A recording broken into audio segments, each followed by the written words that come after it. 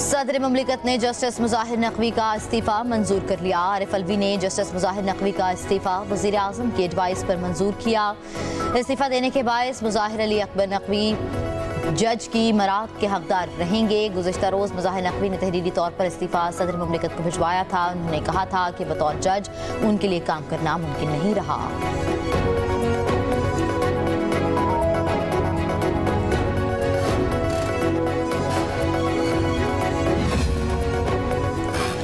Justice मुजाहिर Ali Naqvi का इस्तीफ़ा काफ़ी नहीं, सियासतदानों की तरह उनके असासों की छानबीन होनी चाहिए। मुस्लिम लीग नून के रहनुमा ख्वाजा आसिफ का रद्द-ए-अमल, कहा तराजू पकड़ने वाले हाथ का हिसाब आखिरत में तो अल्लाह की सवाब दीदा है, लेकिन दुनिया में इंसाफ नहीं करेंगे तो हम सब बराबर के गुनाहगार होंगे।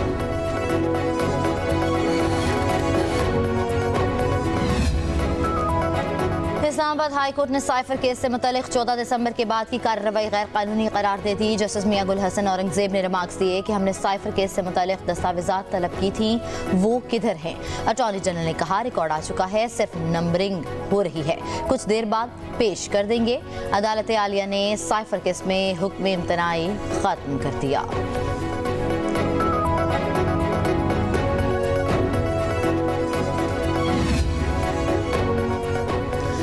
बानी पीटीआई के खिलाफ 9 मई के 12 मुकदमात की समाअत। इंसदाद दहशतगर्दी अदालत रावलपिंडी के जज मलिक एजाज आसिफ अडियाला जेल पहुंच गए। 12 तफ्तीशी अफसरान पर मुश्तमिल टीम आज अदालत में अपनी रिपोर्ट जमा करवाएगी। गुज़िश्ता रोज़ 9 मई के 12 मुकदमात के तफ्तीशी अफसरान ने 2.5 घंटे बानी पीटीआई से तफ्तीश की थी। आम इंतखाबात के लिए एक और अहम मरहला मुकम्मल। कागजात नामजदगी के खिलाफ अपीलों पर फैसलों का मुकर्ररा वक्त खत्म। उम्मीदवारों की नजरसानी शुदा फहरिस्तें आज जारी की जाएंगी। उम्मीदवार 12 जनवरी तक कागजात नामजदगी वापस ले सकते हैं। इलेक्शन कमीशन 13 जनवरी को इंतखाबी निशान लॉन्च करेगा।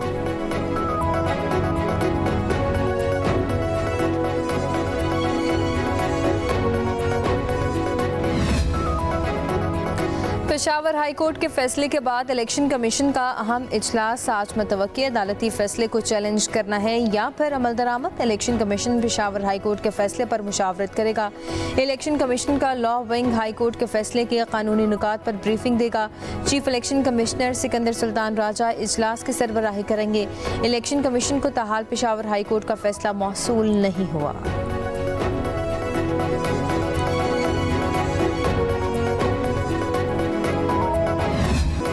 खिलाड़ियों को बल्ला वापस मिल गया। पेशावर हाई कोर्ट ने इलेक्शन कमीशन का फैसला मुअत्तल कर दिया। तहरीक इंसाफ को पार्टी सर्टिफिकेट जारी करने का भी हुक्म।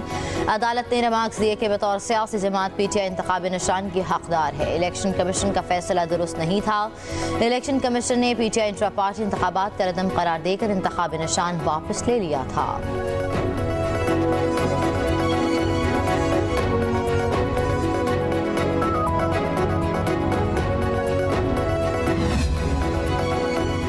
मुस्लिम लीग नून ने रावलपिंडी, गुजरांवाला और फैसलाबाद समेत दीगर अजला में उम्मीदवारों का ऐलान कर दिया। शाहिद खाका आबासी की मरी कहोटा की नशस्त से राजा उसामा सरवर को नून लीग का टिकट मिल गया।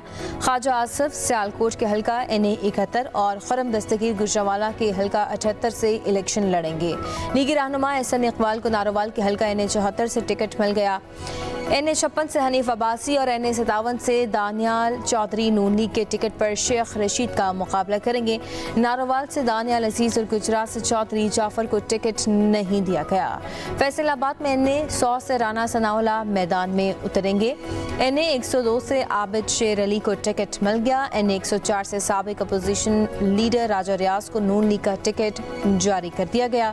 जंग के हल्का NA 108 और PP 125 से मखतूम फैसल साले हयात नून लीग के उम्मीदवार होंगे। NA 114 से राना तनवीर हुसैन को टिकट मिल गया। शेखपुरा के हल्का NA 115 से मियां जावेद लतीफ लड़ेंगे।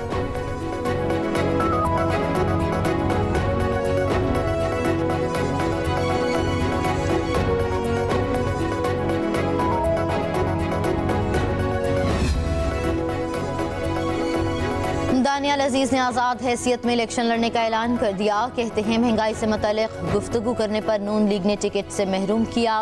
आज़ाद हैसियत में इलेक्शन लड़ूंगा, महंगाई का खात्मा उनका मिशन है। मुस्लिम लीग नून जड़ावाला के हल्का ने 96 से भी उम्मीदवार फाइनल न कर सकी। तलाल चौधरी और नवाब शेर वसेर नून लीग के टिकट के लिए उम्मीदवार हैं। हम इलेक्शन के लिए मैदान में निकल चुके हैं। सुना था लाहौर में नून लीग का राज है, वो तो कहीं दिखाई ही नहीं देते। बिलावल भुट्टो का लाहौर में कारकुनों से खिताब, कहा लाहौर कल भी भुट्टो का था, आज भी भुट्टो का है। बोले इक़्तिदार मिला तो गरीबों के लिए घर बनाएंगे, मुफ्त बिजली देंगे। कारकुनों से सवाल किया कि आपको मालूम है कि इस हल्के में नून लीग का उम्मीदवार कौन है? PTI भी कहीं नजर नहीं आ रही।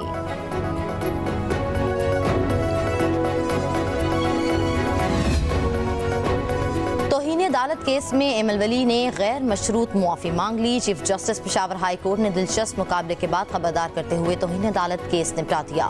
समाअत के दौरान एमएल वली खान ने कहा उन्होंने धमकी नहीं दी, सिर्फ गिला किया है। चीफ जस्टिस बोले गिला मर्द नहीं औरतें करती हैं, अगर आप एडवांस वोट लेना चाहते हैं तो वो भी आपको दे दूंगा।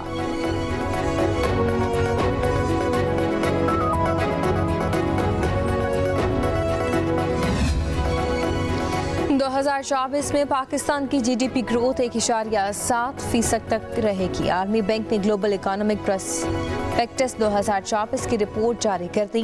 कहा तवील आलमी इक़्तिसादी चैलेंजेस के दरमियान पाकिस्तान की GDP ग्रोथ कम रहेगी। महंगाई पर काबू पाने के लिए मॉनेटरी पॉलिसी के सख्त रहने की तवक्को है। मईशत की बेहतरी के लिए इस्लाहात और इक़दामात नागुज़ीर हैं।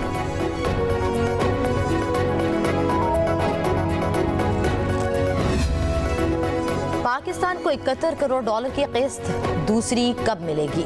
IMF के एग्जीक्यूटिव बोर्ड का इजलास आज होगा। बोर्ड में 3 अरब डॉलर के कर्ज प्रोग्राम के तहत पहला जायजा पेश किया जाएगा।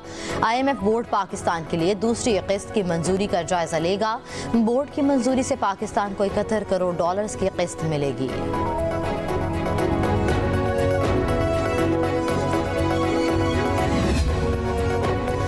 निगरान वज़ीर आज़म अनवारुल हक काकर से गवर्नर सिंध कामरान खान टेसोरी की मुलाकात। सूबा सिंध में विफाक तरक्याती मनसूबों, शहर क़ायद के इंफ्रास्ट्रक्चर की बहाली के इक़दाम पर तबादला ख्याल। कराची की सनतों को बिजली और गैस के मुसलसल फराहमी, सनतों पर आयद मुख्तलिफ टैक्सों के मसाइल पर भी बातचीत।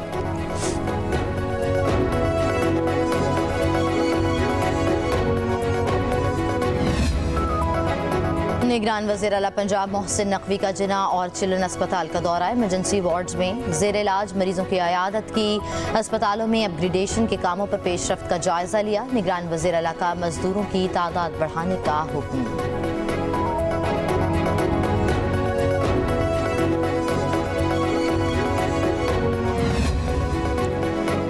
पंजाब, सिंध और खैबर पख्तूनख्वा के मैदानी इलाकों में धुंध के डेरे, मोटरवे मुतअद्दिद मकामात पर बंद कर दी गई। शदीद धुंध के बायस परवाज़ों का शेड्यूल भी मुतासर। मुल्क भर में सर्दी की लहर बरकरार। दीगर शहरों की तरह कराची में भी सर्दी की शिद्दत में इजाफा।